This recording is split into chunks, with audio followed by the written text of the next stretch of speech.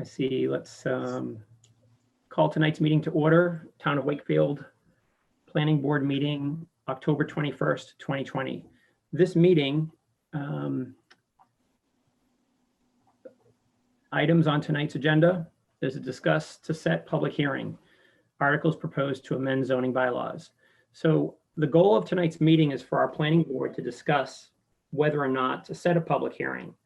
We will not be discussing the articles. We will not be discussing where they came from, only to note that they arrived on time before the deadline, and it's our board's duty to set or not set a public hearing before town meeting. And that's our goal for tonight. Just want to make sure, roll call wise, Bill Demori, see he's here. And Matt Lowry. Yep, I'm here. Yep, thank you, Matt. Megan Menasali. Here. Thank you. Joanne Schooler will not be joining us this evening. Okay. So I'd like to start just by a simple understanding where, because there's a deadline to submit any articles, zoning bylaw changes, whatever it is for the warrant for town meeting, it doesn't necessarily leave our board, the planning board, enough time to hold public hearings to vet the writing of the article, to review the articles. In the past, we've had zoning bylaw articles that have come in front of our planning board where we've had plenty of time to review the wording, to make sure to listen to the public in more than one public hearing. In fact, it's usually 2 public hearings or sometimes 3 or 4. So we get a chance to hear from everybody. Part of this issue is that with a time limitation between now and town meeting, we have 14 days required by the planning board to publish an ad that has to be 2 times in the paper and other notifications. That can only happen after our board sets that public hearing date, if we set that hearing date. So I just want everybody to understand on the board and that's participating in this meeting this evening, which I love to see so many people at every meeting we have. That would be wonderful. It's really important to understand that in the past, we've also had times where there wasn't enough time. And as a board, we would have had to have held the public hearing the same day as town meeting. It just didn't happen. So there's been times where there's been plenty of time to plan, and there's been times as a board we said, no, we can't do this. So that's the history that I'm aware of with the board. But I want to make sure that we discuss this as a board tonight and every member gets a chance to speak and how they feel about setting a public hearing to review these articles before town meeting. We will only have a chance to have 1 meeting. And if we were to have that meeting, it would be the Thursday before town meeting. With the amount of advertising and everything being published, that is the only time, the only evening that would be available for us to have this public meeting. So with that, I'd like to open up a discussion to our board members only. So please mute if you're just joining. And I'd like to hear from Matt, Bill, and Megan on what their feelings are and opinions are regarding setting a public hearing to review these articles. There's 2 articles. Matt, I don't know if you want to start with your experience. So what day are you proposing to set this for? Let me double check because we're talking a lot about dates and everything. I'm looking on calendar. Town meeting is Saturday, November 7th. This would be Thursday, November 5th. All right, so say we pick that day. This needs to be advertised. So this needs to go in the paper tomorrow, correct? If it goes in the paper tomorrow, yes, it will have actually 15 calendar days. 15 days before the day of our meeting is the 15th day. So we know it's definitely, it will definitely go in tomorrow. Do we know that for a fact? We do, yes. Okay. I just want to make that clear, because if it doesn't get in and we schedule a date and it hasn't been noticed for the proper amount of time, we'll have to call that meeting off and this Understood. fails. So my biggest concern is that we're not afforded enough time to properly review this. And this puts us up against a deadline to just have almost a meeting just for show, not to really review this, because there's only, we can't rewrite it. We don't have enough time to rewrite this or make any comments to it of any effect. So basically, we're just reviewing what has been hastily, in my opinion, submitted at a deadline to go to town meeting. And on the floor of town meeting is absolutely the worst place to work out the details of any zoning bylaw changes. So you also know that not only would the entire town be reviewing this on the floor of town meeting, but afterwards it's got to go to the state to get vetted also. So there's a reason why there's a process that we review this beforehand, to make sure that if an article does go before a town meeting, we have proper discussion, and then when it goes forward to the state, it doesn't get rejected there. So we've got a lot of hurdles right here to overcome. And I'm just a little skeptical that, this is going to be a smooth process. And I know it's not going to be. Understood. And thanks for that information. I know in my experience since 2014, we've had many of these zoning bylaw reviews and article reviews, and we've had ample time to rewrite, to have other people come in and help us understand, to have many people from the town voice their opinion on how they feel either for or against, and helping to reword before it goes to town meeting. Understood. Okay. And Bill, I'm just going down the line of experience-wise on the board. That's all. Bill, do you have any comments? Yeah, I mean, a lot of my comments would just go along with Matt, and that we did go through a long process when we did anything like this, and when it goes to town meeting, and we haven't really discussed it, and you're going to try to do it there, it's a pretty hard thing. It's pretty hard to start trying to explain and try to change and wording and everything. It's just going to be a tough thing. But I know it will be. I've been at those meetings. So. Okay. Thanks, Bill. Megan? One, I had concerns in regards to the limited time to no time to edit the article. And then I did have a question in regards to it already being on the town warrant for the town meeting. And does that have any implications or concerns? No, and I actually misspoke at our last meeting about it, and just in the confusion, as a board, if this goes to a public meeting and there's a zoning bylaw article being proposed for a change at town meeting, the planning board will step up and speak if we recommend favorable action or do not recommend favorable action. In either way, it goes to a vote at town meeting. What doesn't happen is if we don't get to hold a public hearing, it doesn't go to, is this my understanding? I want to make sure. If we don't get to hold a public hearing, how does it go to town meeting for a vote? Because the public doesn't get a chance to speak at all about it. And I believe it's pulled from the warrant. That's my understanding, although I didn't get a straight answer from that. And I know. Correct. It-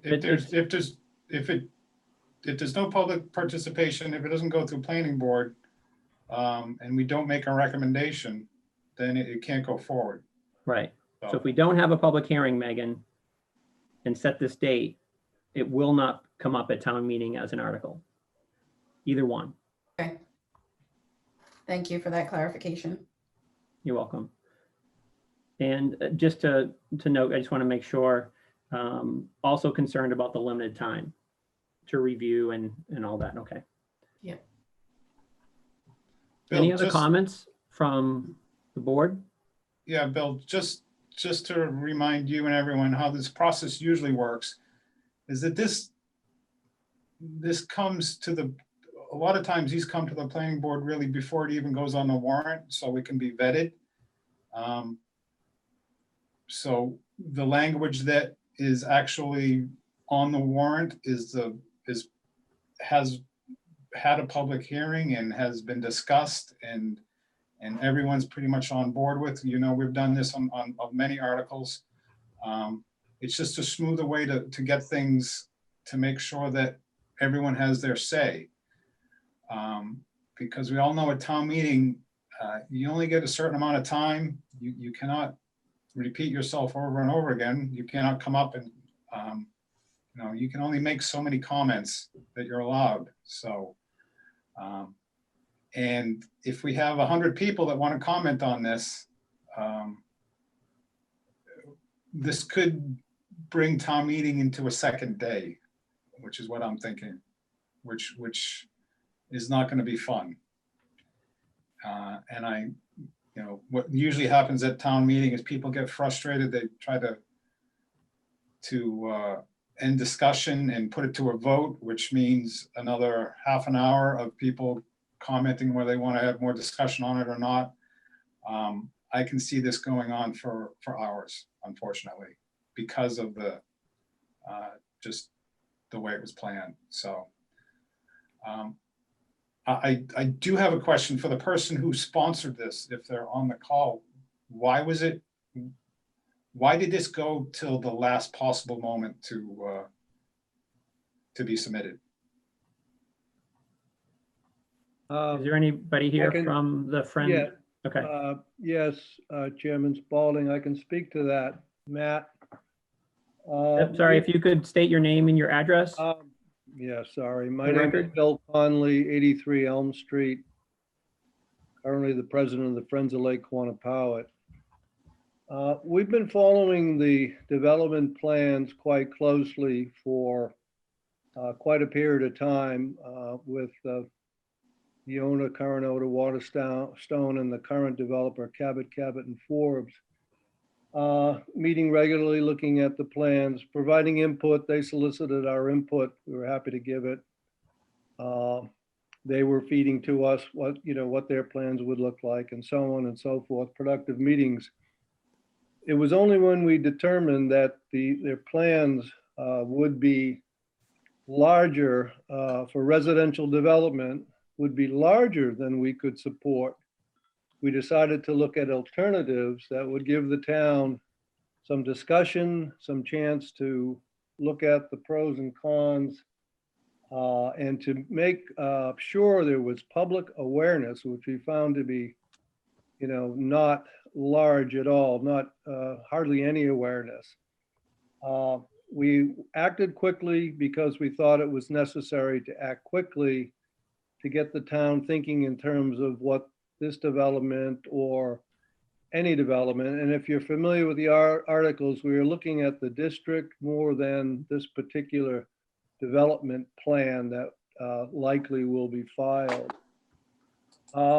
If we had more time, we would have done exactly or something quite close to what you're recommending, and your comments are taken as accurate and well, but we didn't.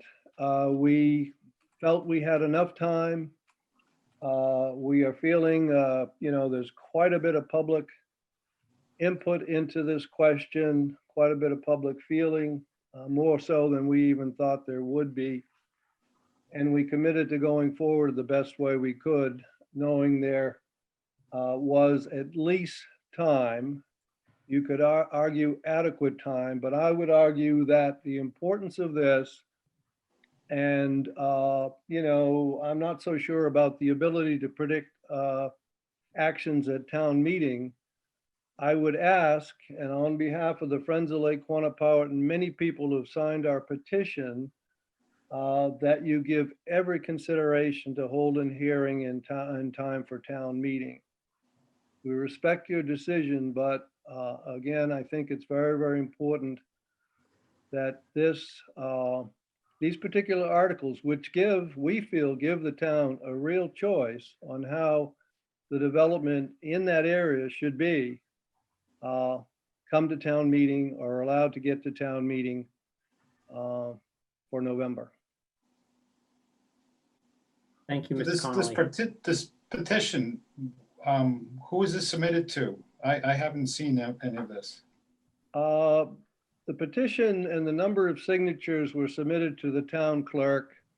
There were over 1,350 signatures, if I can remember. The planning board, along with the town council and the ZBA, received a copy of a letter referencing the signatures, referencing that they were on file at the town clerk's office. And that was distributed last week to those respective offices that I mentioned. And Matt, I hope it arrived at your through your mailbox, and maybe Chairman Spalding knows, but yes. we hadn't heard that it hadn't. Yes, I received it yesterday, and it is dated October 14th, 2020. On Wednesday, October 14th, our organization delivered to the town clerk's office a large packet of petitions containing 1,383 signatures of citizens who are very concerned about large multi-family residential development on the shores of Lake Quannapowitt. 970 of these signatures are from Wakefield citizens. 413 are from people outside of Wakefield who frequently use or have strong attachment to the lake. These paper signatures were gathered in less than 2 weeks during the constrictions of the pandemic. As you consider issues related to potential development on the lake, we ask that you take into account this rare and substantial expression of citizen opinion. Respectfully submitted, Board of Directors, Friends of Lake Quannapowitt. So yes, that did come in on Tuesday to my attention. Thank you. Matt, before, I also want to add that in our emails, the Town of Wakefield Planning Board email received 165 emails, but from residents that are asking us to please consider being in favor of holding and scheduling a special meeting for a public hearing before town hall. So was that petition to change the zoning, or what? Or was the petition just concerned about development at the lake? Mr. Connolly, if you could speak to that. The petition solicited signatures from people who were concerned about the development at the lake, aware that we were taking action relative to town meeting, warrant articles on town meeting, at town meeting.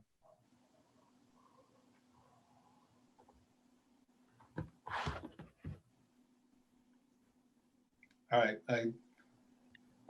Again, I haven't seen this anything. So I mean, so I'm just kind of curious that, when was this petition put out? Mr. Connolly?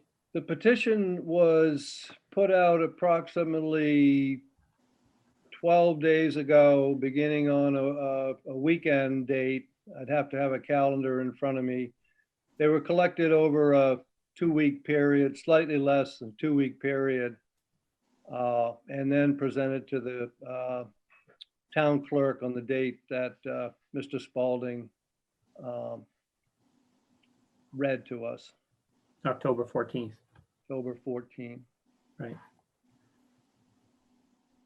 Matt, I don't want this to be confused with, not that you are confused, but with the submitting of the articles for zoning, which were received before the deadline.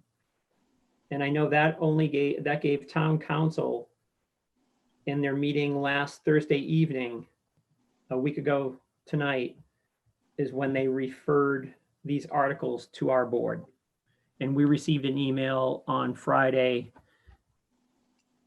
the 16th, telling us about the two proposed zoning article changes, bylaw changes.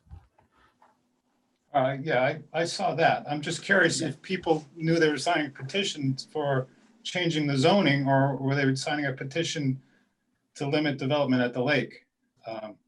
Because, you know, there's one thing, there's a process we have to go through where this goes to ZBA. And this is a separate process of basically changing the zoning while this project's going forward. So that's just my concern, or that's my question. So if 1,000 people signed a petition that they want to change the zoning, obviously that means a lot.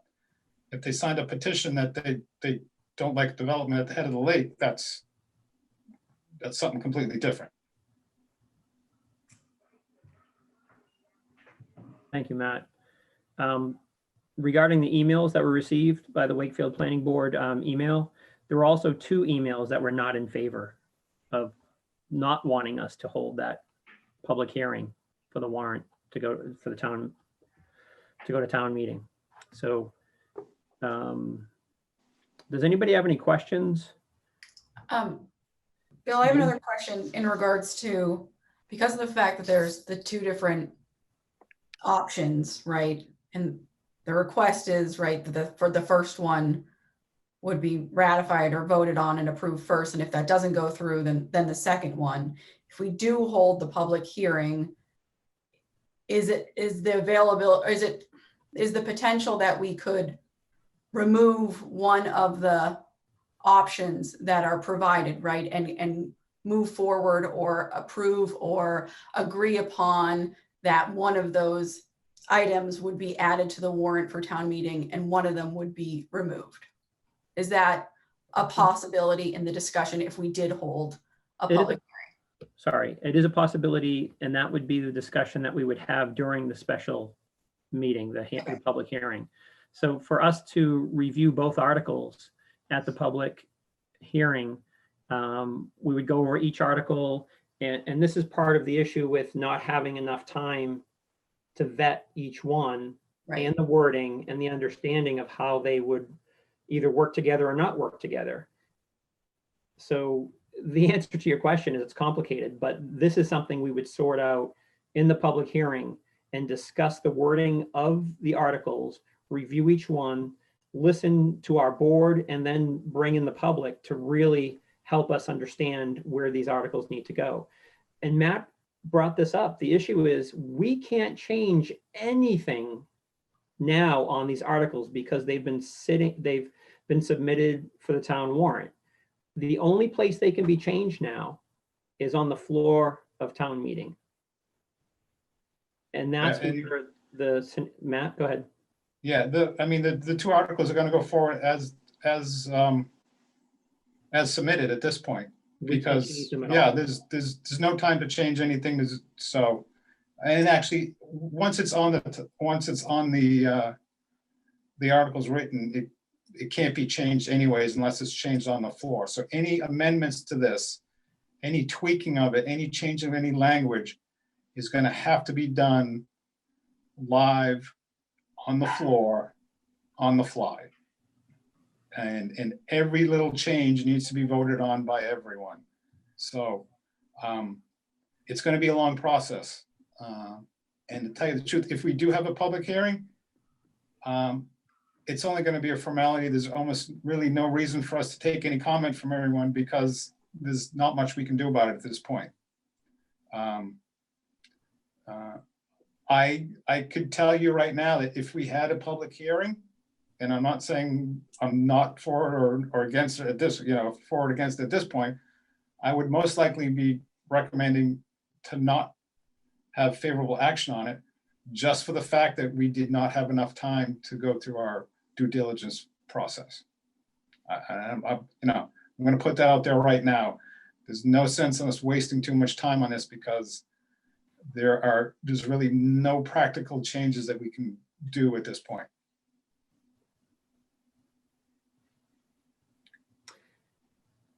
There are some comments that are coming in the chat about some people that could be confused about what's happening and how this process goes. So I just want to reiterate that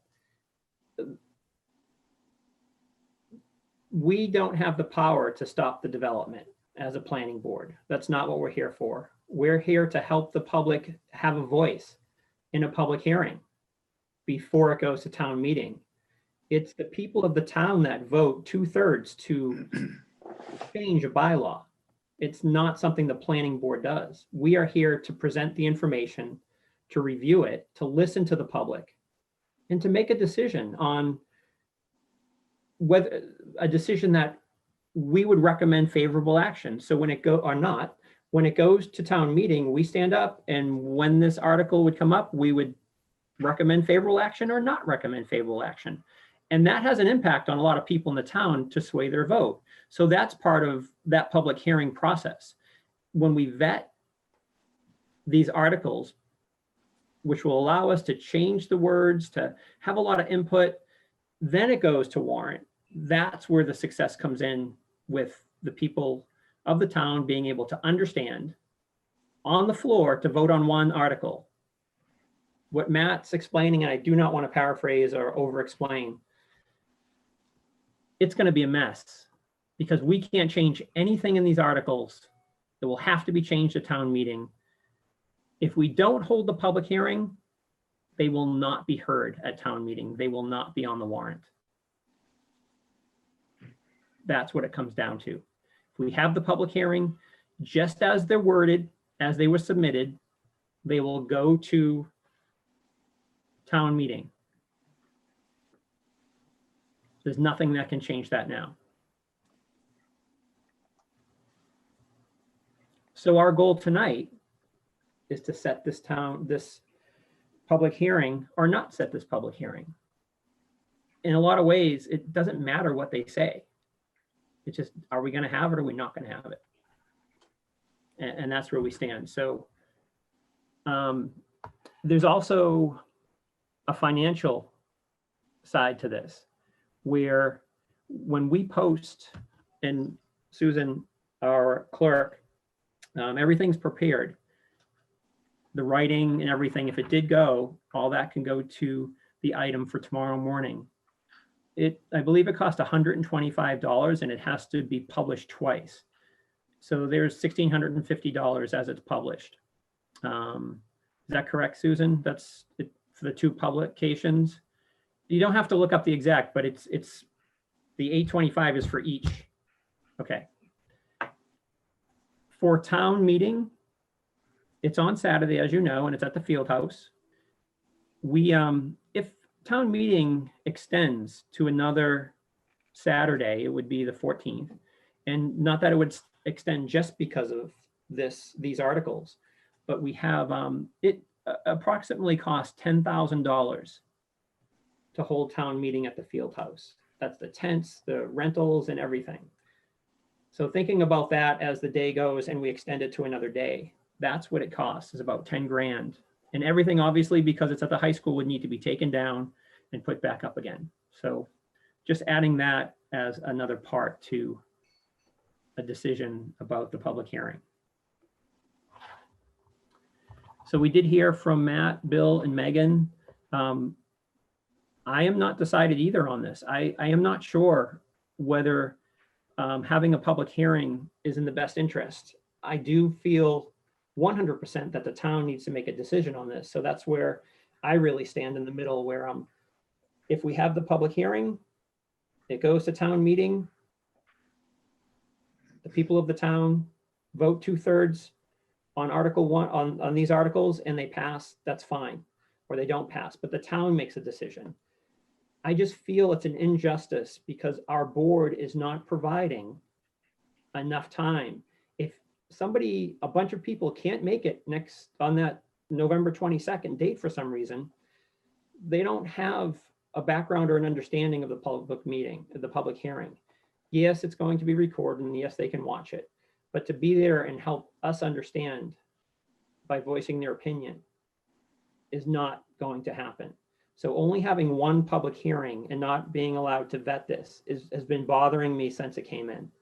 And I'm still undecided about which way to go about this public hearing.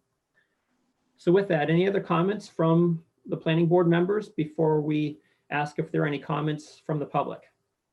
I had an additional question about just any precedent that we know if this has happened in the past and how it was proceeded on in the past, or if this has never happened to get a change so soon before the town meeting.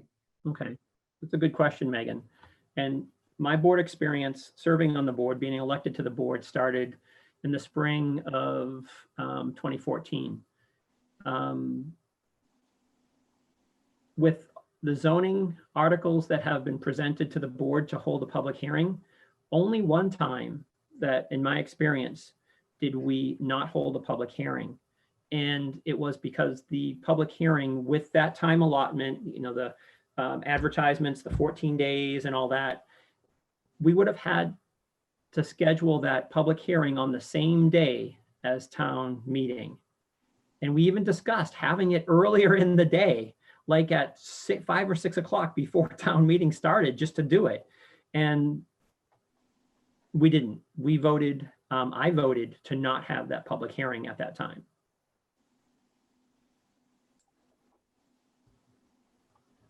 And that's the only reference I have to us not holding a public hearing. And Megan, just to be fair, the number of other public hearings that we have scheduled to vet did give us enough time, plenty of time to review and hold at least 2, sometimes 3 or 4 public hearings. So it's definitely a good question. Thank you. Matt, you've been on the board, I believe, the longest out of the 4 of us. Anything in your experience? Well, all I know is the only successful zoning changes are the ones that are planned ahead of time and have a lot of public input on the front end. Because again, town meeting is messy. It's not the place to vet this out, so. Also, you know, I just want to point out another, there is a way for any individual that has land that could be affected by this to basically lock in zoning before this even takes place. So I would not be surprised that if these landowners took advantage of this. So we could potentially have this go. It could potentially pass after a couple of days of town meeting. And in the end, it may not change anything at this point. So that's why I go back to the proper way at this point to scale this project down is through the ZBA. It's not changing the land use at the last moment. So, but again, I just want to put that out there. So we could be doing all this for absolutely nothing.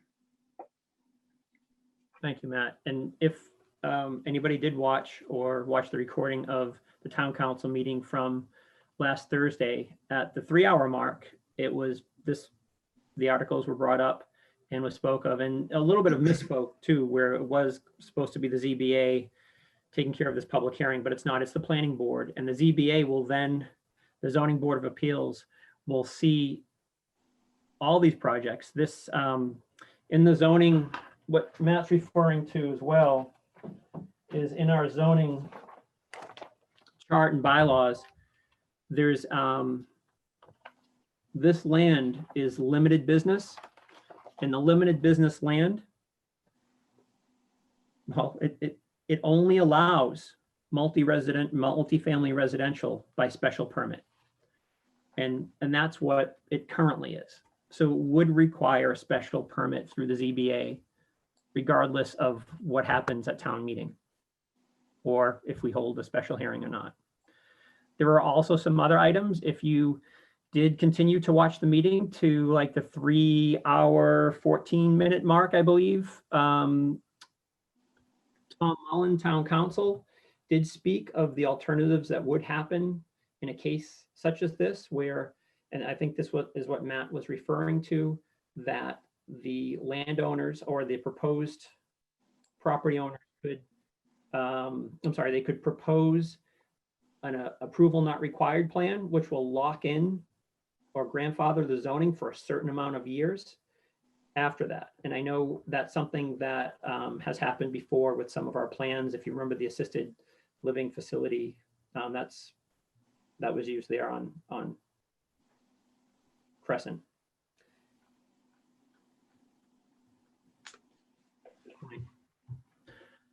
Before we ask for any public comments, is there any other questions from the board or comments from the board? I have one more question, sorry. Megan? So if, say the last situation played out that you had mentioned of the approval not required, and it would lock in the zoning, that would still require, the zoning would stay as is, meaning they would still need to request and get approved a special permit to do the development. Correct. And the development is different than the A&R plan. The A&R plan would come in as approval not required. So as a planning board, we would be the ones to review this. And usually, in my experience, there's been, the A&R plan would have 4 or 5 different units, duplexes, whatever it might be, single family homes in that area, which would not trigger a special permit. And as a planning board, we would endorse it or not. And they would go to again, it's approval not required. So we're just reviewing it to really keep it within our guidelines as a board, as a town. And then it moves forward without the without the zoning board of appeals review. Okay, thank you. The So other, let me, sorry, Matt, Bill, yeah, let me clarify a little bit. please do. An approval not required plan wouldn't show any units on it. They don't need to show anything. It's just strict division of land. And the way it's set up in Massachusetts is it's a statutory approval process that we're going through. If a plan submitted to us that complies to all the regulations, all of our rules and regulations, all the current zoning regulations, and again, they don't need to show buildings or anything on there. They're just dividing the land. We are obligated to sign it. We don't have any choice. So, you know, even if we pick some reason not to sign it, there's a process for them to go before the court and have it signed anyways. So I know a lot of people say when they see an A&R plan, a subdivision or division of land that was done, and they say, why did you approve that? We have to approve that. Our board is basically, we're reviewing established regulations. And if someone comes before us, even for a subdivision, that they meet all the requirements, we have to sign that. We don't have discretion in telling people that, no, they cannot divide their land as been laid out by state statute. So, you know, I just wanted to correct you there. So we wouldn't know how many units are going to be there. They're basically just dividing the land, and they don't need to have a huge division. They can take one little piece and take it off of the entire one, and that is enough to lock in their zoning. So I just wanted to put that out there also. Thank you, Matt. Does that answer your question, Megan? Yes, thank you. Bill, are you good? Any questions, Bill? No, nothing. Okay, at this time, this is probably the most people we've had at a planning board meeting since we've gone to this virtual format. So when you do speak, please state your name and your address for the record. And if it's not clear, we might ask you to write it in the chat. There are some comments in the chat too, and I just want to see if there's anything.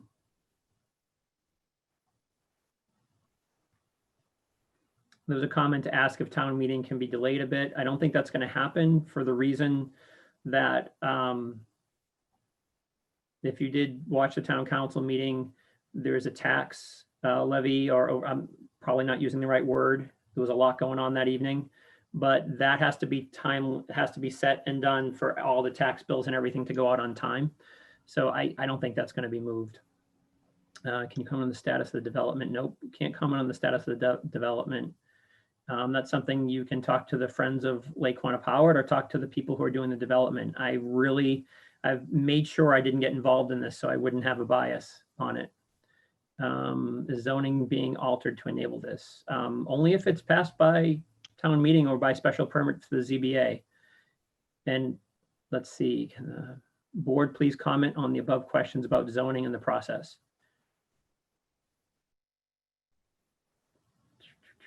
So if I didn't answer any of those, regarding the ZBA and the special permit, the input of residents have in that process of granting special permit.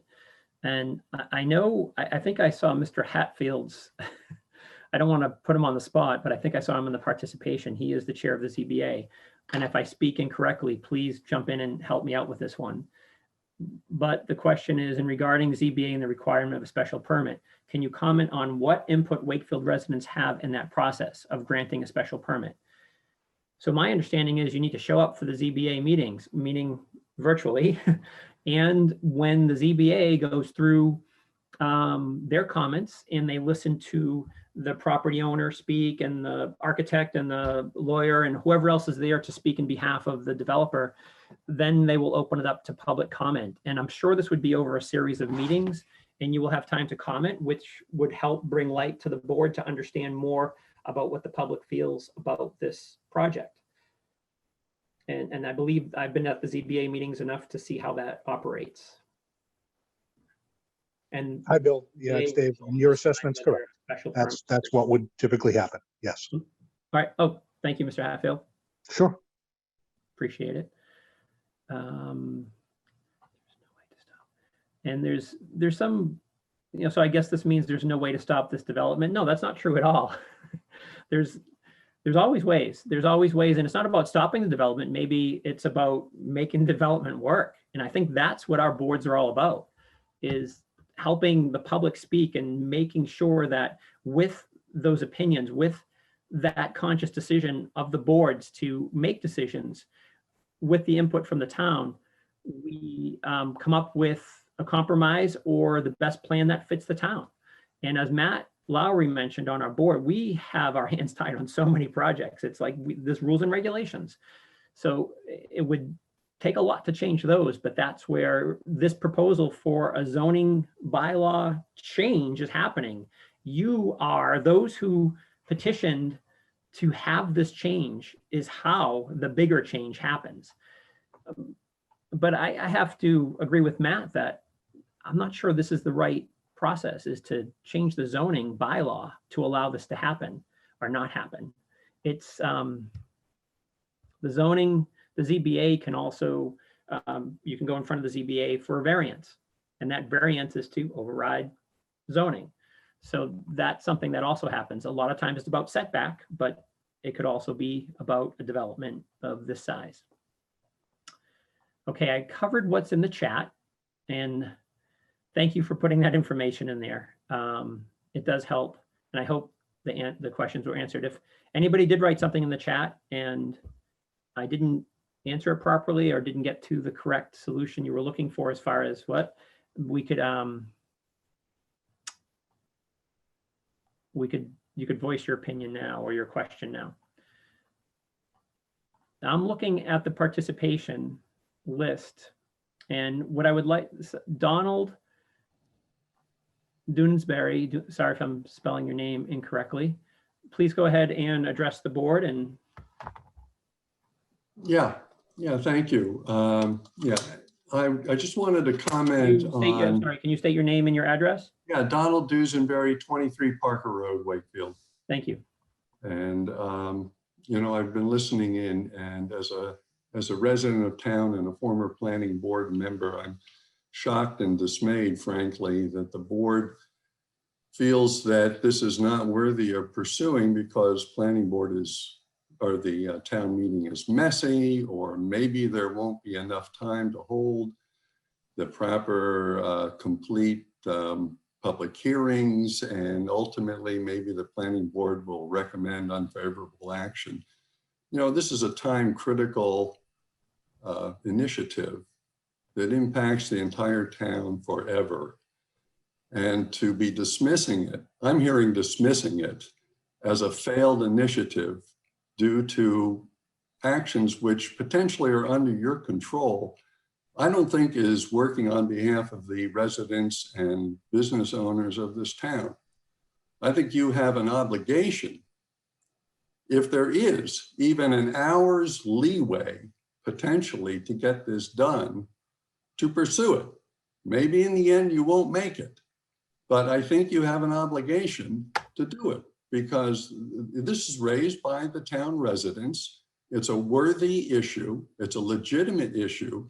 And to be dismissive of it, I think, is not serving the town, and it's not serving your own obligations as a board that works for the town. I think you must pursue this if there is even an hour's leeway to get it done. So I'm not impressed with what I've heard so far about the reasons why this could not, would not, maybe won't make it. If you want to explain to everybody the process and how there are other avenues or maybe no avenues to do it, that's fine. But to say that you can't or won't hold a public hearing because it might not work, you might not make it to the end, isn't a service to the town. Thank you, Mr. Dusenberry. Point taken, and understanding that if we do have this public hearing, we can't change any of the wording in the articles. They would go directly to town meeting as written. So our I discussion, understand. if I it was a understand public that. hearing- And changes happen on the floor of town meeting all the time. Understood. Okay, just wanted to be clear. Thank you. And thank you for raising the little blue hand. That's good. That's really helpful. If anybody else wants to raise their hand in the participants box, and if you can't figure out how to raise your hand in the participant box, feel free to unmute. Hi, Bron Delavopi. Can you hear me? I can. I do see if Bill Conley has his hand up. I can't. Okay, I can't figure out. My hand is not going up. Understood. I do. That's all right, Bron. Brownon, I'll put defer you to Bron. after I Bill would and like to- before Carl. Go ahead, Mr. Conley. Oh, thank you, Mr. Spalding. I picked up on something you said, and it's, important for town officials, specifically on development, to make development work for the town. And believe me, we deliberated long and hard on how to, raise awareness on this issue and fairness, the issue, and supporting tax base as an issue, and protecting the lake as the all-important issue. When you look at the limited open space in town and how valuable that asset is, enough said about that. But we determined, perhaps a bit hastily, but not without good faith, to try to make development work with our articles. And as they're written, I think they do make development work. And if they get to town meeting, I think town people, the citizens, will be able to understand, understand what we're trying to do as far as limits, and able to understand that we are looking for a better solution in that district. Not currently zoned for residential, that the town can be proud of and can and will live with for a long, long time. So we are still committed to the articles reaching town meeting, and I would hope that the planning, with all due respect, will consider what's before them and take a favorable action relative to these articles towards town meeting. Thank you very, very much. Thank you, Mr. Conley. And if I could just ask, when this article was coming together in the wording, in the zoning bylaws, when the option for special permit is available, was that something that was considered that was not strong enough as a determinant for this development, that it would go to the ZBA for special permit? We were fully aware of what the ZBA could or could not do with special permit. We determined that the special permit 2 or MR2 would be larger development than we could support. Our Article 2 will limit the ZBA choices if voted on and put through and through the Attorney General, will limit the Zoning Board of Appeals in issuing a special permit to special permit 1 or MR1, I believe it is, which limits the density of any residential in that district. So we were aware. We offered this as an alternative to Article 1. We think fairly for the town. And we think our articles are written well and soundly and will be looked at by town citizens and understood. Thank you. Next on our list, Brownin. Yes, Bronwyn Delavolpe, 8 Cyrus Street. First off, I did want to sincerely thank the board for holding this meeting tonight. You didn't have to do it. It was the right thing to do, and I appreciate it and wanted to thank you for that. I am dismayed also to hear so many misgivings, and with all due respect, it sounds like there's hurdles being created where there aren't any, or where there may not be any. It's a lot of what ifs, what ifs, what ifs. This right now is about the process. And again, it's not up to this board to decide if these proposed bylaw changes are the way to go. That's up to town meeting. And you've spoken several times, and I agree with you, how important it is for the public to weigh in on these things. But as a previous speaker said, and I wholeheartedly agree, town meeting is messy. Democracy is messy.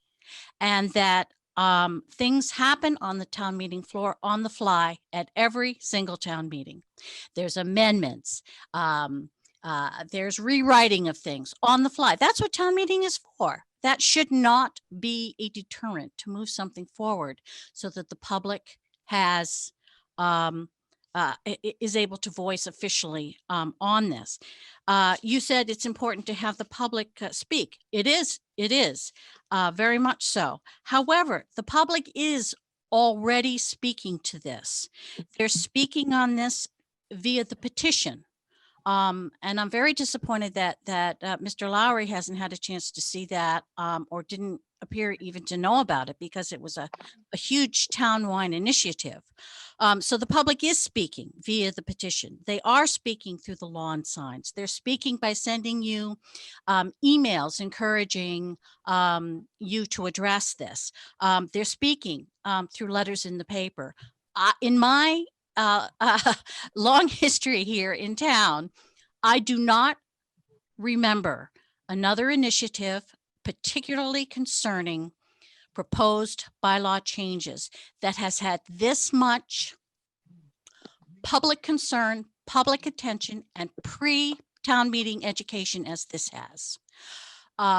The warrant has been out. Everyone, including this board, has had time to look at them, to read them, to consider them. And there is still time before town meeting. I will say, most people, a majority of people who go to town meeting don't even know what's on the warrant half the time. And that's why there is discussion at town meeting, questions at town meeting. I encourage you to move ahead with this and let the public speak. It's that important. And I think the indication should be that the public is encouraging you to do this and is already speaking up. I think it's the right way to go. Thank you. Thank you, Ms. Delvope. Appreciate your comments. Carl D., your hand is up. Thank you. Carl Dunlap, 18 King Street. I just, I've been educating myself and listening, and I wanted to thank the board for holding this meeting, because I think if anything, what this does is raise awareness, right? And the citizens of Wakefield are, more educated by the process. So while I'm not sure if I agree if the zoning bylaws are the right way to go, or bringing it to town meeting is the right way to go, I think as we talk through this, just the awareness that this raises to the town and the ability of having another meeting to even raise it, even if it doesn't go to town meeting, anything is beneficial to that. So I just want to express my opinion that just moving through the process and raising the awareness, whether it's goes to ZBA and deal with it as a special permit, and raising more awareness to the town citizens to, attend the ZBA meetings, whatever we can do, it educates us and gives us a view into what the process is without, the common person, as was sort of just stated, not knowing how they can give their input into this. So that's all I want to state. Thank you. Thank you. And so as a board, why don't we, let's see, I have the hands up. Why don't we make a decision on this with what we've learned? I know Joanne Schooler, you've joined us. We're a complete board, and I know this is this is not going to sound right no matter how I say it, but working as a 3-person board for the last 18 months or more, it's nice to have a 5-person board. Thank you, Joanne, for joining us. I know you had prior commitments and couldn't join us on time. And I'm not sure if you should vote on this, only because you just joined us in the last 5 minutes after we've discussed a lot. And I will entertain other comments from the board members to see if that's the right procedure to go. Get some input, Jesus. Well, there's no problem with Joanne. I mean, this is just, this is a procedural vote we're doing here, is to hold Okay. a public hearing or not. So, there's no, I see no issue with her Right. This doesn't having require a listened to this motion. or not. It's does we're not- gonna vote to have a meeting or not, and that's what it comes down to. Okay. Can I ask Joanne, you can another vote. clarifying question? Yes, Megan. Do we have to vote as both the articles, or can we split the vote between the 2 articles and vote to host a public hearing for one and then vote to hold a public hearing for the other? Is that possible, or do we have to make the vote based off of holding a public hearing for both articles? I believe we should hold a public hearing to vote for both, to review and discuss both articles, not to vote for one and then the other, but to have both. If we're going to have a public hearing, we should have it for both of them to open it up. I believe Brian McGrail has his hand up. I see it. Mr. Attorney, Mr. McGrail? Thank you, Mr. Chairman. Can you hear me? Yes. Thank you, Mr. Chairman, members of the board. For the record, my name is Brian McGrail. I'm an attorney. I have offices at 599 North Avenue in Wakefield, one of the subject properties of the proposed articles. And I represent the owners of 200 Corner Parkway, which some folks have talked about tonight, which is the old American Mutual site. I also represent the owner of 50 Corner Parkway. And then finally, the owners of 591, 595, 599, and 607 North Avenue. And I think everybody is familiar with that site. That's the Lakeside Office Park and the Lakeside Inn, the hotel. With all due respect, at your meeting on October 13th, this matter was discussed and it was determined and stated that there was not enough time to have a proper, thorough public hearing, and it was submitted too late. The articles were submitted too late to do that. The comments were made, they were too late. They're gonna have to wait. There's not enough time to set the dates and properly review these articles. People relied on that, including my clients who were on the Zoom meeting tonight. And now a week later, we're here, kind of talking about this again, and I kind of don't know why. But in any event, Mr. Dusenberry mentioned time is critical. And, with all due respect, it doesn't have to be critical. There's only one person that created this is critical, quote unquote, the folks that filed it, because it was filed at the last minute without appropriate time to have a public hearing. And as he stated, you do have an obligation to do your job, and your obligation is to do your job right and properly and thoroughly. And you know that as a board, you always have. And to do that right, you deep down know you cannot do that right in one night for something of this magnitude. And Ms. Delavolpe mentioned it's about the process. It is about the process. And it's unprecedented that you would ever set a public hearing for one special interest group and say, we're going to give somebody special treatment. That would be unprecedented. And with all due respect, that shouldn't happen. That's not fair to anybody. You have to have processes when you run a board, and you do, and you should go by it. That is the process. And I agree, let the public speak on this. But you know where they speak? They speak at your planning board public hearings. And that's how it's formed and shaped. That's the process, and that's the law, and that's how it should operate. This zoning change is significant. It has tremendous impact on the town, and also specifically on my clients, who, by the way, are also property owners and taxpayers in this town. And their properties are really affected by this, and it deserves to be thoroughly reviewed, analyzed, and fully vetted by your board. The Friends of Lake Quannapowitt, through Mr. Conley, seems to be focusing on one project or one property, 200 Quannapowitt, the American Mutual site. But the proposed article affects other properties. It affects, now you're finding out, it affects Lakeside Office Park.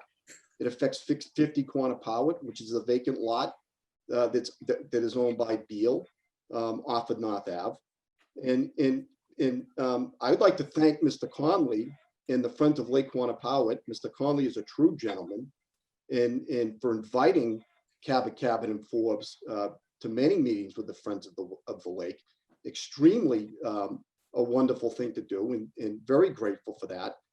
And as far as 200 Quannapowitt goes, Cabot and Forbes will continue to work with Mr. Conley and the Friends. They have a desire to do that, to, whatever they propose there, to make it great for everybody. That's their desire. In any event, I also have to state that the article seems to be a little bit misguided, because, I'm hearing that it's about, it creates choices. Actually, Article 1 creates no choices. It wipes out any possibility of resident. Excuse me, Attorney McGrail, I'd rather not speak about the articles tonight. Well, other people did. So that's why I'm speaking about it, because it was talked about what they do. And they actually take away choices. They ironically wipe out options and would force commercial development or 40B type projects on those properties. I also like to clarify that 13 people signed the zoning petition that was submitted to your board. There was some other type of petition that was being circulated by the Friends of the Lake Quannapowitt, but from my understanding, it had nothing to do with the zoning changes that are being proposed. This should not be rushed to meet someone else's schedule or agenda or time frame. From firsthand experience, your board always takes your job very seriously. And I think that's what you were talking about at the beginning, when you talked about not having enough time, as you should take it seriously. Your board is extremely thorough, thoughtful, diligent with anything that you review. You have hearing after hearing on projects. The public hearing process has a purpose. It's not just check the box. Hey, check this box and get out of the way so we can take it to town meeting. That's not the purpose of this. The purpose of your public hearings under state law is to do your job that you took an oath to make sure that you have adequate time to vet these things, take public testimony, consider the impacts on everybody, including the property owners. That's your obligation. And then, to hear, some of the board members said, there's no sense on wasting our time having it, just pass it through. That means you're basically saying, you've already said, we can't do it right. We don't have the time to do it right. Well, if you don't have the time to do it right, don't do it. Do what's right. Don't bow to pressure. Do your job. You know what your job is, and that's very clear. It's your job is statutorily dictated, and you've taken an oath to do it. You also value public input, Mr. Chair. You yourself always talk about that, how valuable the public input and testimony is to your board. So, you need to look at that. A review of a change of this magnitude cannot be accomplished properly with one public hearing. You at the last hearing yourself, at the last meeting, Mr. Chair, stated it would be unprecedented to do that, especially in the middle of a pandemic. And you look at the number of people on this Zoom call alone, how are you going to do one public hearing on something like this and really take it into consideration? What if people can't attend? You've always kept hearings open to say, hey, I'm going to keep it open for another meeting. Maybe people couldn't attend and they should be heard.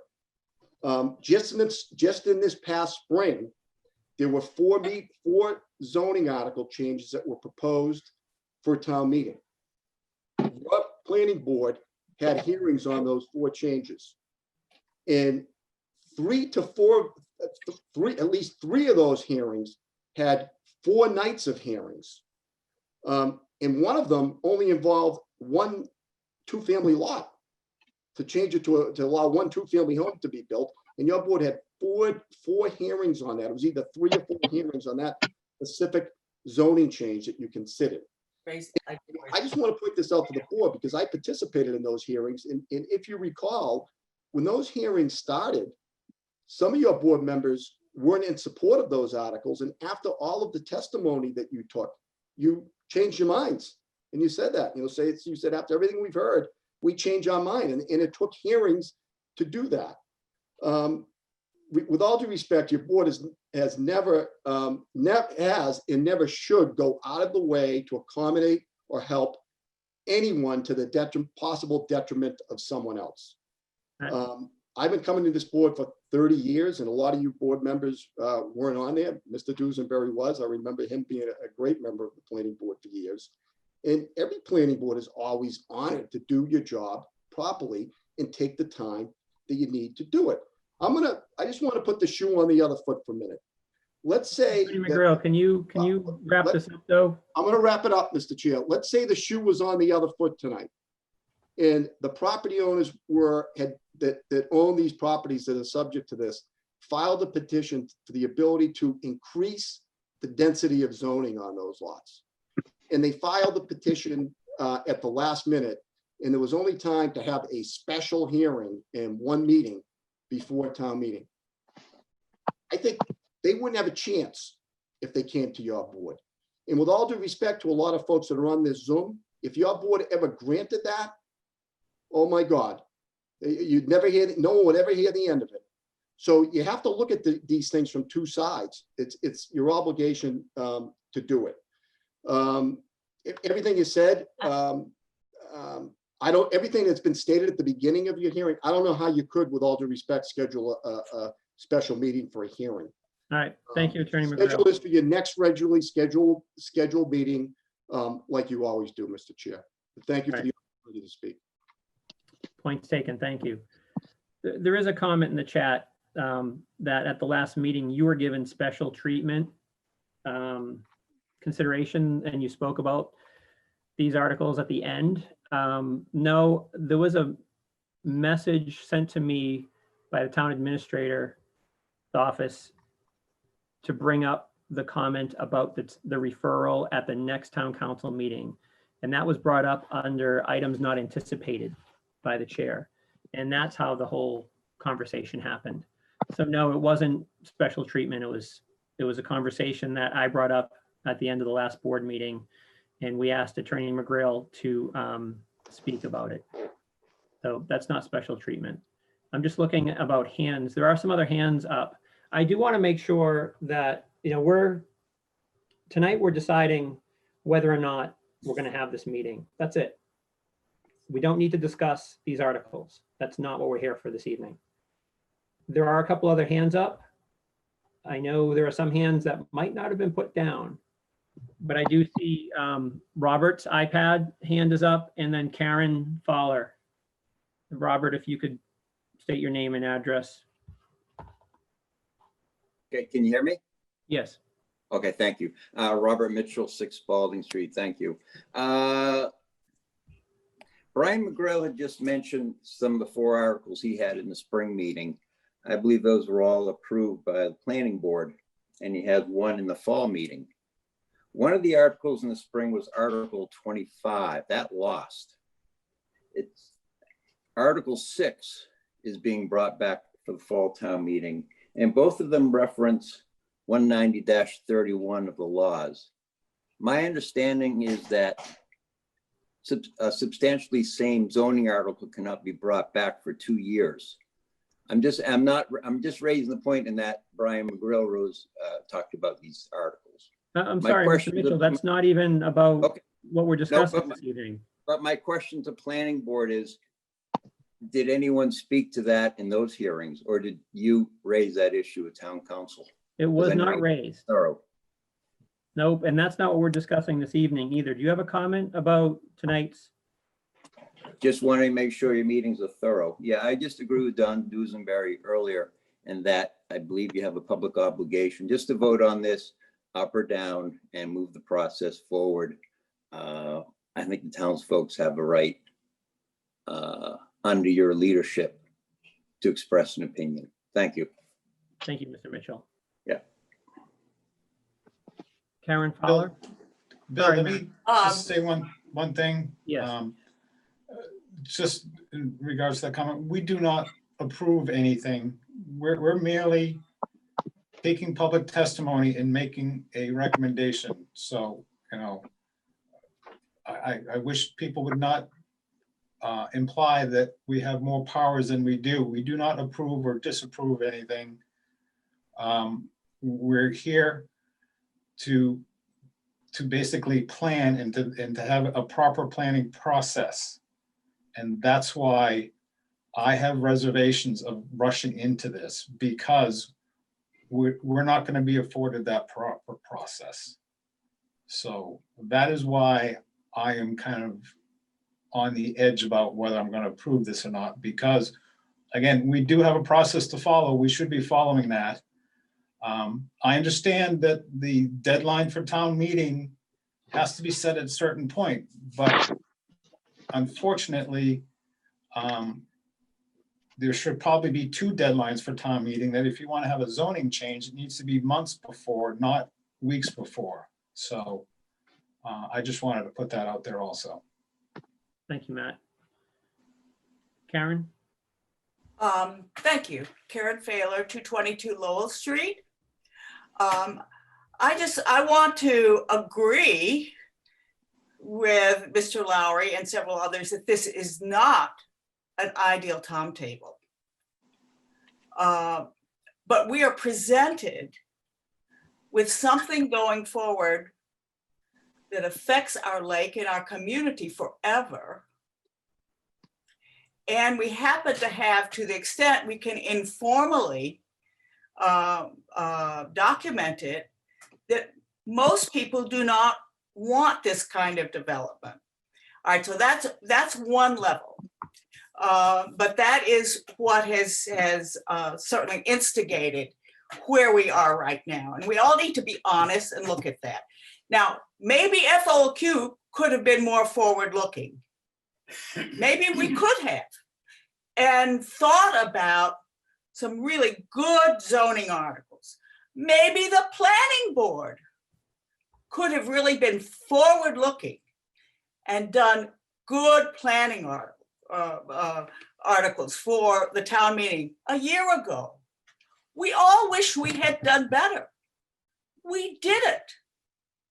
We are here now where town officials have to think about how they best allow citizens to express themselves in less than ideal conditions.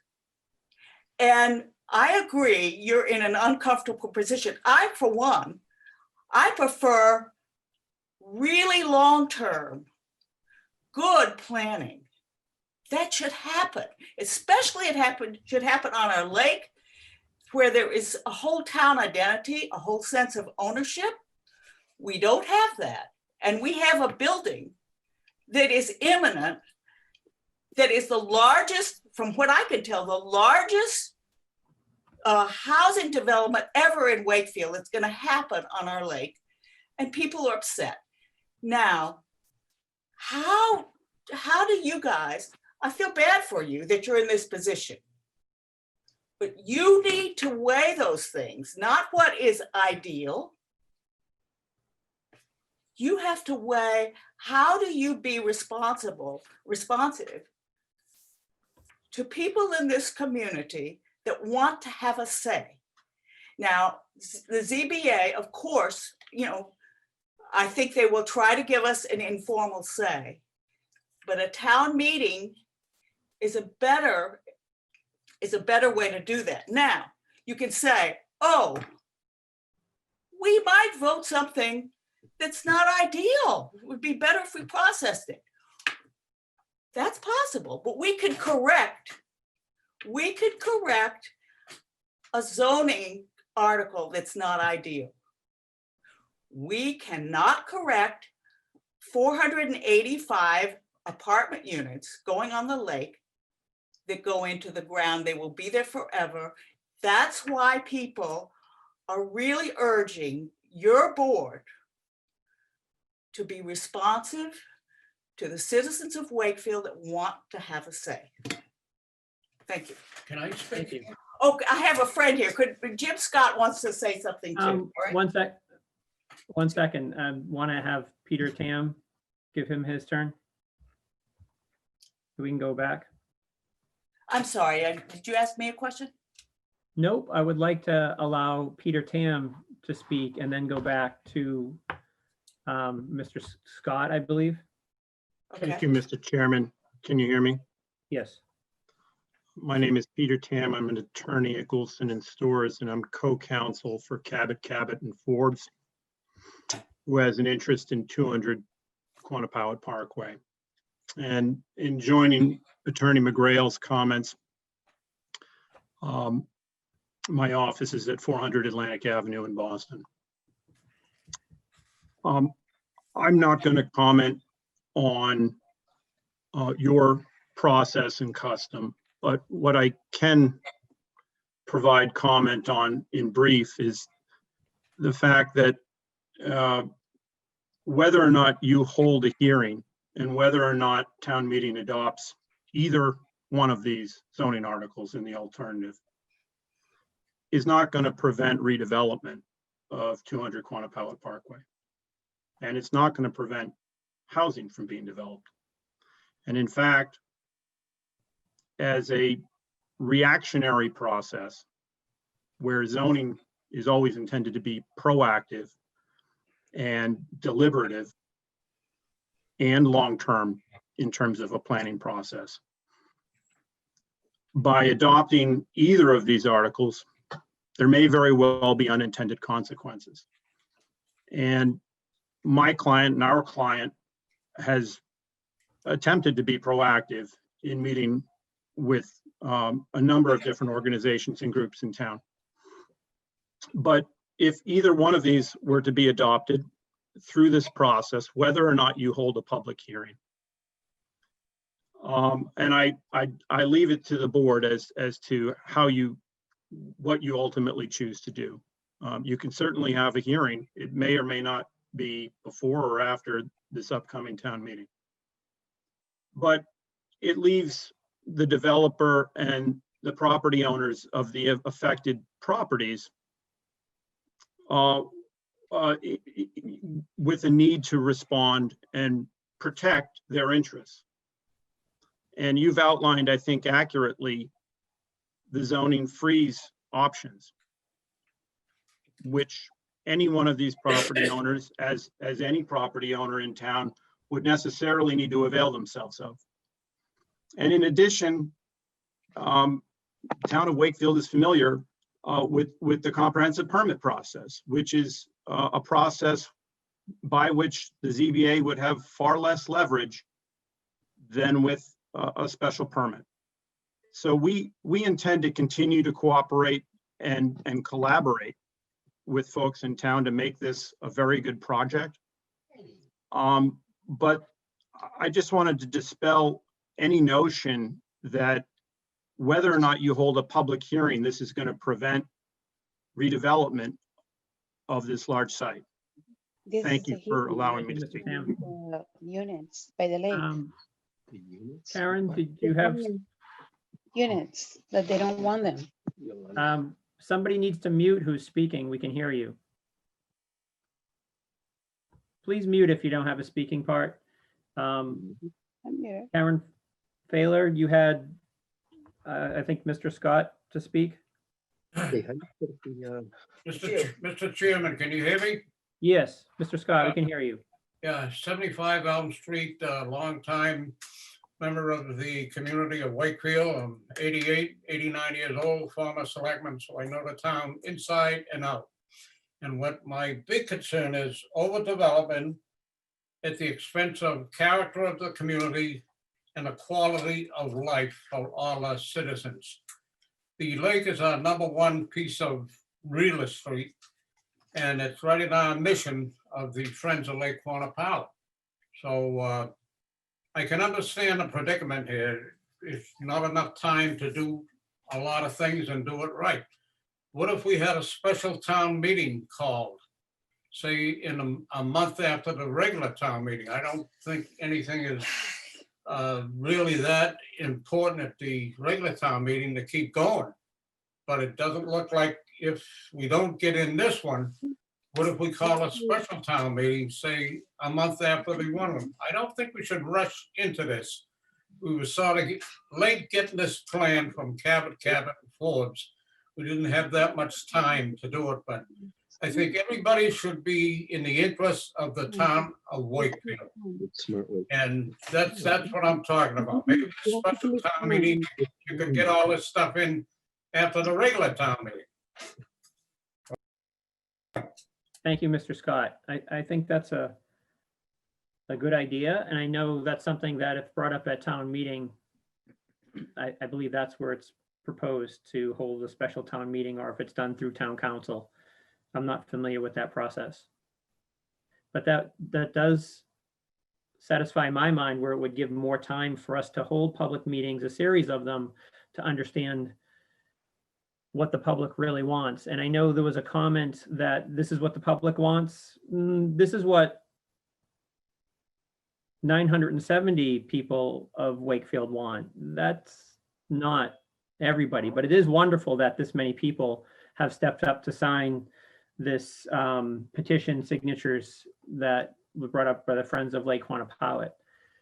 I know this this conversation could keep going and going and going with similar comments.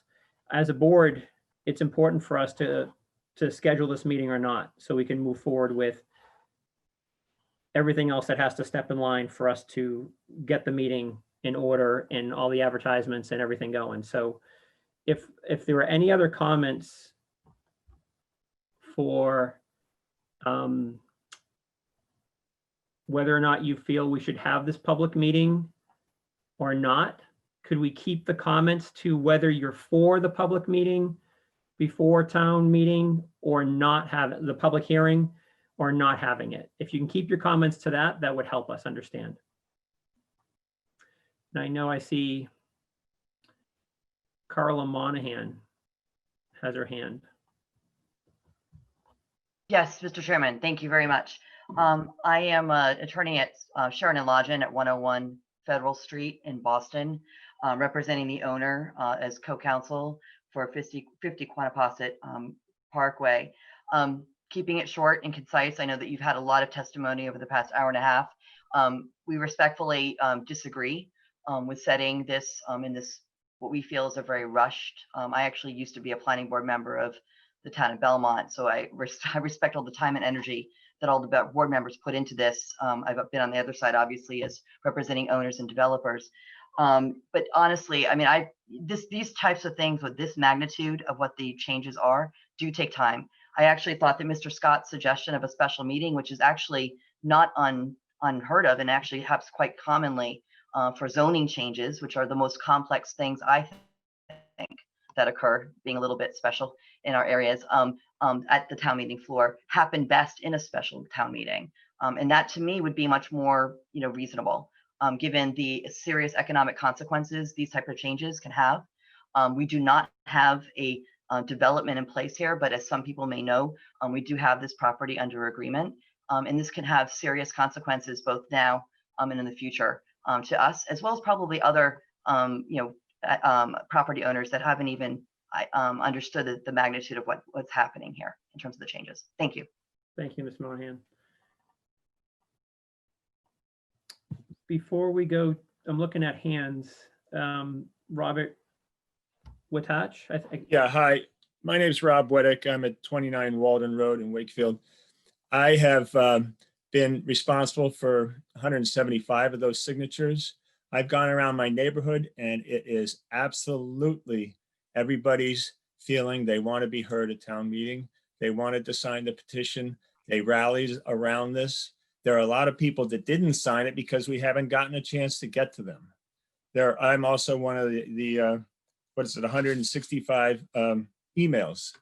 And there are plenty more emails that could be coming, but the people in town want to get their voices heard and they want to go to town meeting. Thank you. Thank you.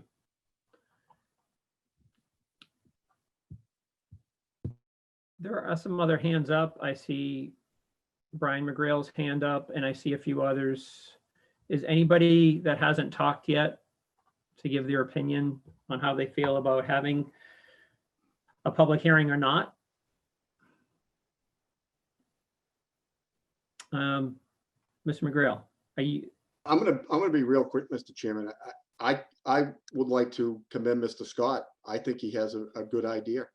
It only takes 200 signatures to get these on these articles on a warrant for a special town meeting, and we're not looking to block it. And then the other thing I want to talk about, I don't want people to think, oh well, if there's a special town meeting, then they're going to apply to the Board of Appeals and the bylaw change wouldn't affect them.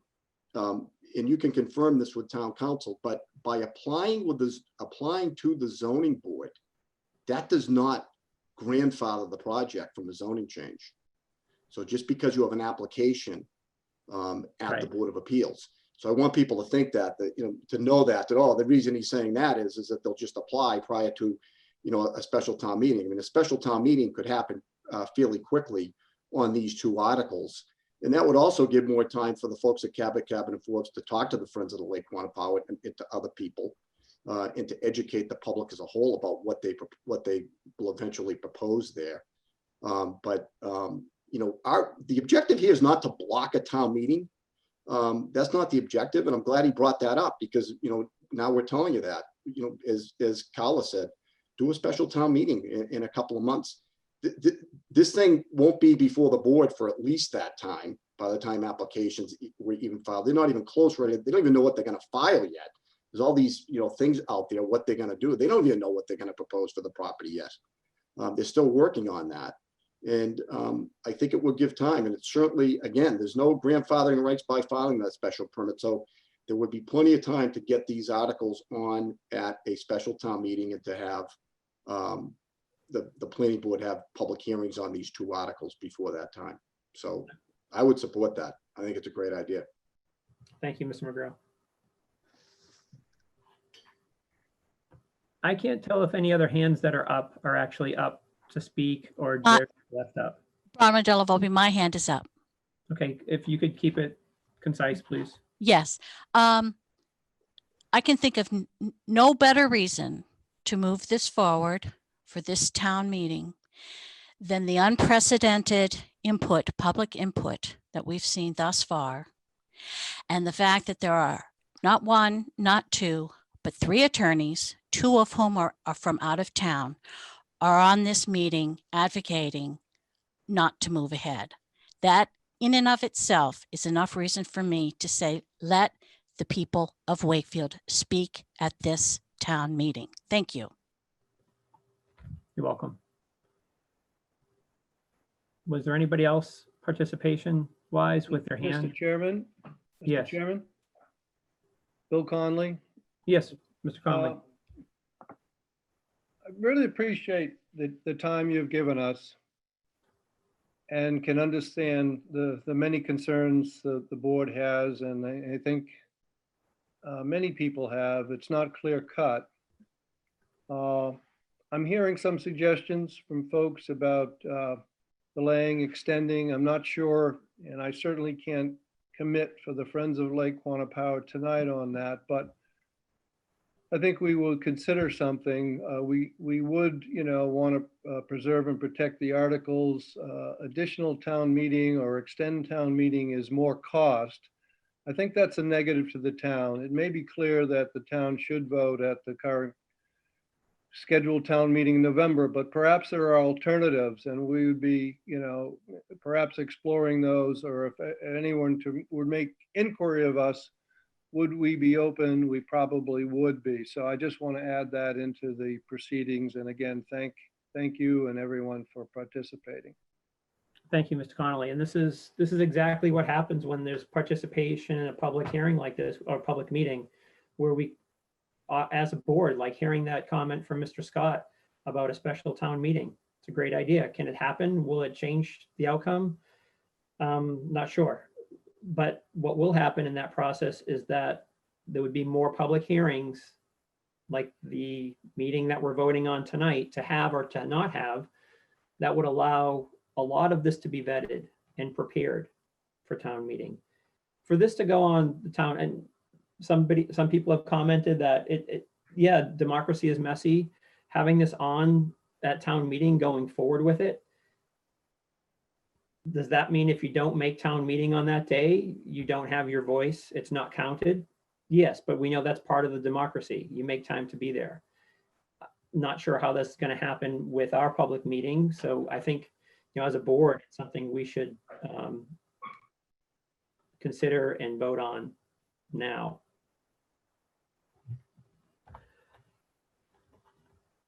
Any board members have any comments or questions after hearing a lot of people from the town voice their opinions, and a few attorneys that represent different parties voice their opinions as well? Matt? Well, yeah, I actually, so say we do schedule this public hearing. If we don't finish this public hearing and the board decides not to make a vote, not to recommend, or not to present a report, does that mean the article fails right there? And this is what I'm afraid of. We're put in a position where we have to act in one night. We're forced to act in one night because of the short notice. So if we have to go to a second meeting, what does that mean for the article? I don't know myself. If we don't produce our report, it doesn't go. Attorney McGrill, I know you're here and I'm sure you have the answer to this. But my understanding is, after talking to town council on previous, if we have this public hearing, the board is responsible to report, to allow these articles to be present at town meeting. Yeah, I really can't give the board legal advice. I know that for town meeting to move forward, there has to be a recommendation one way or another for the, from the board. But we have to report, so. I understand, Matt, I understand your concern. And this has, again, been my concern since I learned about this. Only Monday, Monday, before town council meeting. So this is tough for us to decide whether we have this public hearing or not. if it goes to town meeting without understanding more about it, I don't know how I could recommend favorable action. I mean, we can continue this discussion. The November, Question, please. hold on, November 7th is town meeting. November 5th is the Thursday that we would plan and have this public hearing. I'm sorry, who had a question? Don Dusenberry, if I may. Yes, Don. You may have partially answered the question there, but I am curious whether literally you would have only one opportunity for a meeting. Could you not schedule in advance successive evenings where you have your public hearing and then close it should you not need those nights, those occasions? You've just mentioned the 5th, town meeting's on the 7th. Theoretically, I guess, you could schedule a public hearing on the 5th and 6th, at least, right? I don't know if we can or can't. That's actually a really good suggestion. As far as having two public hearings back to back, would that mean a second notice has to go out, which would have to go out by the 23rd? Well, normally you continue a 24th. public hearing to a future date. I'm sorry? Why not schedule it for the next day?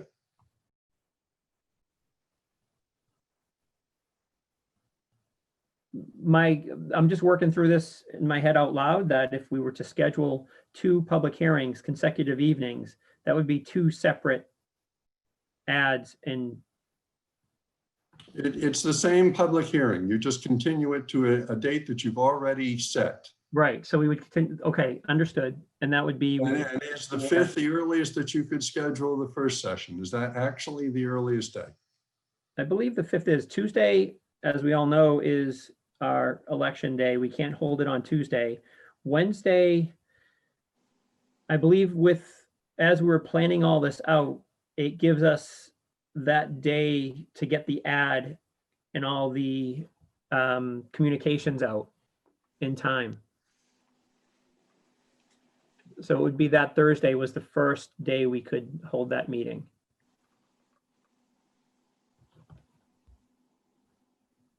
I'm just looking for the opportunity to provide as much time as possible and theoretically enough time for the planning board to do its work and still get its recommendation to the town meeting. As an interesting And further, if I may. Yes. Should the planning board not feel that it has enough time, clearly it would recommend unfavorable action, I would expect. Yes. Nevertheless, it would go to town meeting, correct? Yes. All right, so regardless of what you do, if you hold a public hearing and don't bring it to closure, it could still be on the docket at town meeting, right? Yes. Why not? Why not have them Thursday? Why not do it that way? I understand you don't feel that you would have time to do it. And you would therefore, I would guess, recommend unfavorable action. Nevertheless, the discussion could occur at town meeting. Yes, it could. This is a good suggestion, equal to Mr. Scott's suggestion, and I would like to hear if anybody on the board has any opinions on Mr. Dusenberry's suggestion of back-to-back public hearings or holding two public hearings before town meeting. I think it's a good idea. Thank you, Joanne.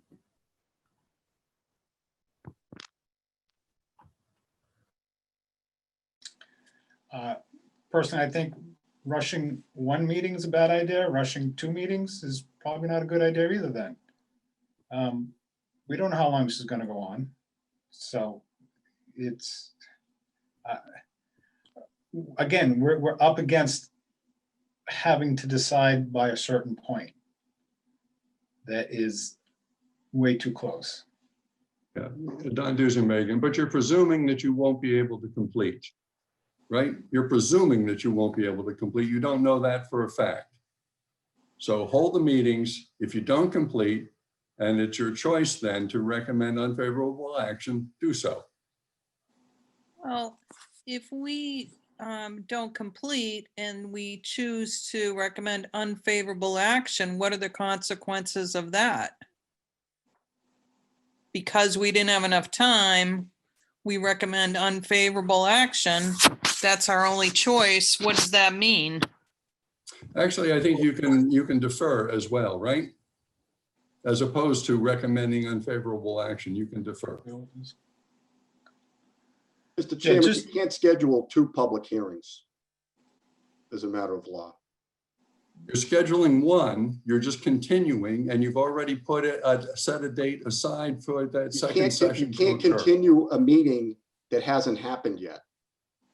I understand. You can't do that. You can't continue a meeting that hasn't happened. You have a meeting, you schedule a public hearing. At that public hearing, you then continue the meeting. You can't do an anticipatory continuation of a public hearing. You're going to subject yourself to all due respect to tons of legal challenges on that. You can schedule a meeting for the second day. You can't. You have to schedule one public hearing date. The second day. Yes, well, hold on. I think that the chairman had an issue with his computer. He should be back shortly, but we would need to post an agenda for the second meeting on what's going to be on that. So we can't, I don't think we can schedule consecutive meetings not knowing what's on them at this point. Well, you would know what was beyond it. The agenda could be continuation of public hearing if necessary. Well, that would be that would be something I would not want to do now or until we got legal, we're checked with town council, which leads us to the point where, again, we're being rushed to do all of this. We're the planning board, we're trying to plan things out, and we're not being able to do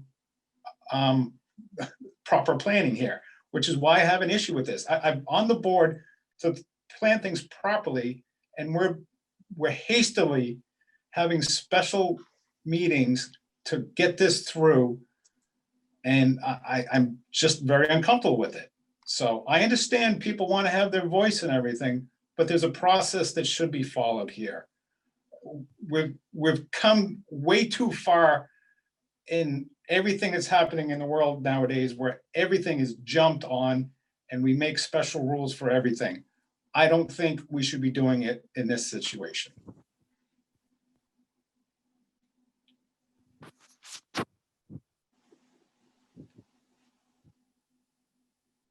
So again, right now, it looks like I'm taking over as the chairman has Matt, lost his I'm internet on my connection. phone. Oh, he's back. I lost All right. connection, but I'm on my phone, and I don't know what happens with the host key. And this hasn't happened to us yet in our meeting, so kind of unfamiliar with what happens with the host key and everything. So I'm restarting our computer, modem, everything. I don't know if I just lost that, but I came All right, on well- as you were speaking. Sorry. All right, well, while you were gone, we had a discussion of whether we could have schedule multiple meetings. So having one on Thursday and one on Friday. Right. Before we even did that, I would want to check with Tom's legal counsel to see if that's possible. If we go ahead and do this, and it turns out we've violated some rule, we would have to start this whole process over again, and this hasn't, and we're in the same situation. So Yes. we're jumping at things too quick here without potentially proper procedure to do this. Right. Again, that's Don Dusenberry again. That's a presumption, right? Not a fact necessarily, right?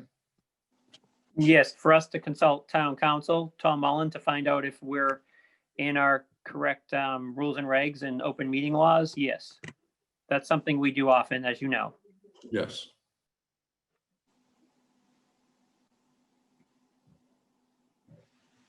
I'm sorry, did you have a question or was it?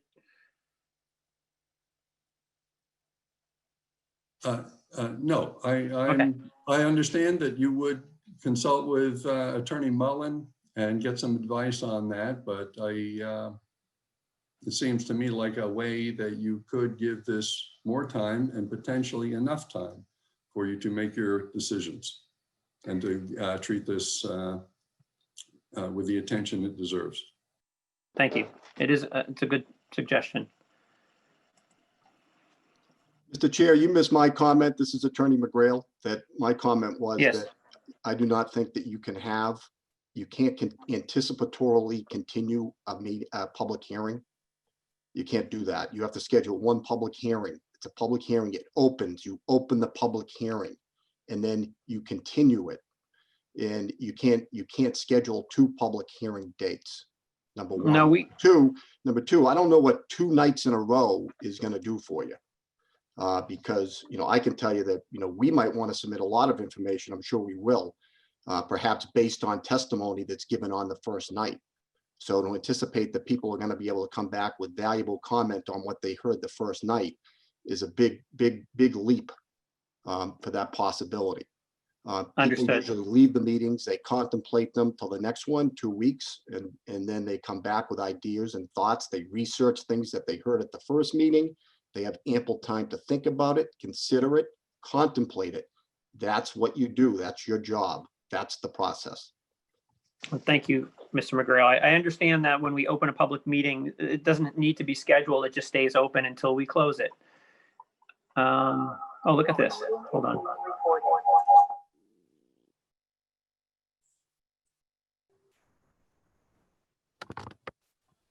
Okay. Well, I'm glad it doesn't happen during anything important. Let me.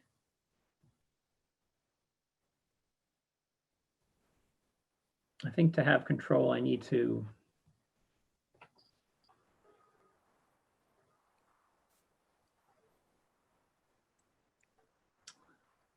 I'm not sure why the host went to someone who is just on there named interested. Can the person who is interested please unmute and speak up?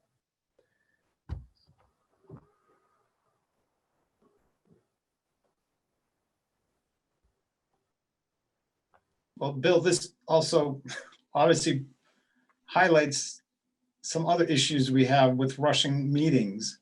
Is technology doesn't always happen correctly. So, and I know people are commenting that we shouldn't be planning things out too much, even though we are a board that's supposed to be doing that. But right, we need to take into certain considerations that because of technology, this whole meeting might not even happen at all. But right. Well, I think at this point we need to. We're coming up on 2 hours. We need to decide if we're going to have a meeting or not. I agree. Respectfully.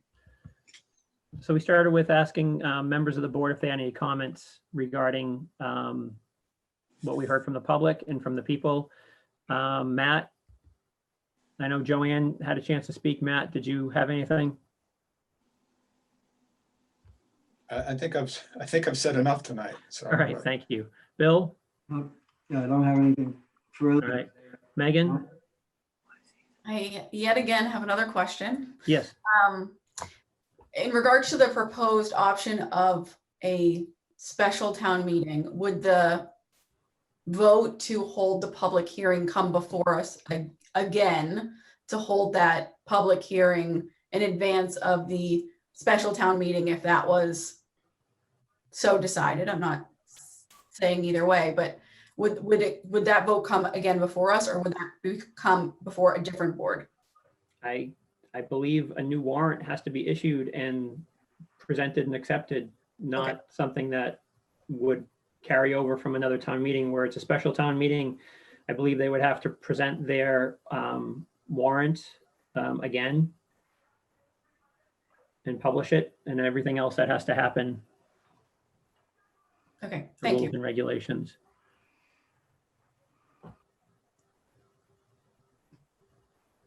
So I'd like to bring this to a vote to hold a special meeting, let me get everything correct, for November 5th, 2020, to hold a public hearing to discuss the two articles for zoning bylaw amendment changes to be presented for town meeting, to open up a public hearing on that night. Matt?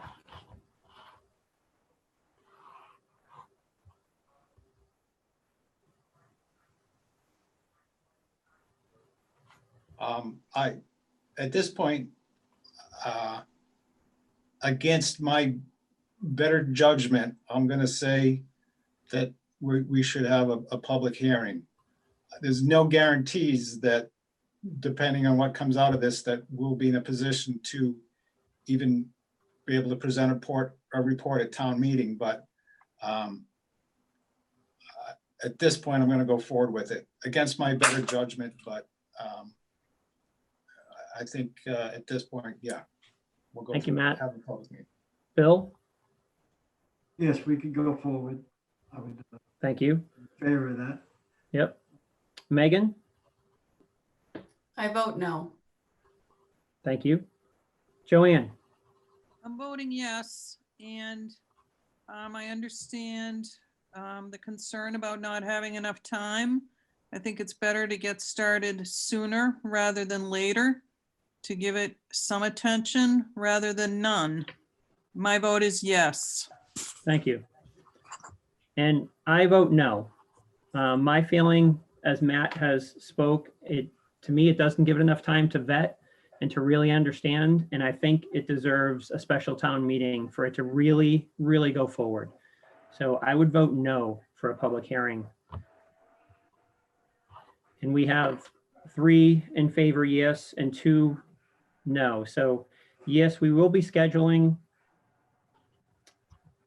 a special meeting, special planning board meeting, to open a public hearing on November 7th at 7 p.m. We have, I'm sorry, 5th. Yes, thank you. November 5th, not the same day as it. Thursday, November 5th. Thank you for just putting your hand up going 5, Susan. That was enough. Susan, our clerk, has worked with our town council, Tom Mullen, myself, and town administrator to make sure the wording and everything is in place.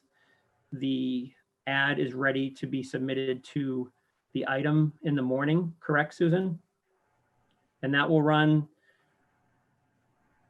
the next day and on the 7 days before. So it will run twice in the item, and we will have our public hearing on November 5th. I do want a moment to say thank you for the participation. I was advised tonight to not open it up to public comments and everything. And at that point where we got to a little bit before 8 o'clock, I really felt it was important to hear from the people who attended. It really makes me feel so happy to see at one point 54 in attendance.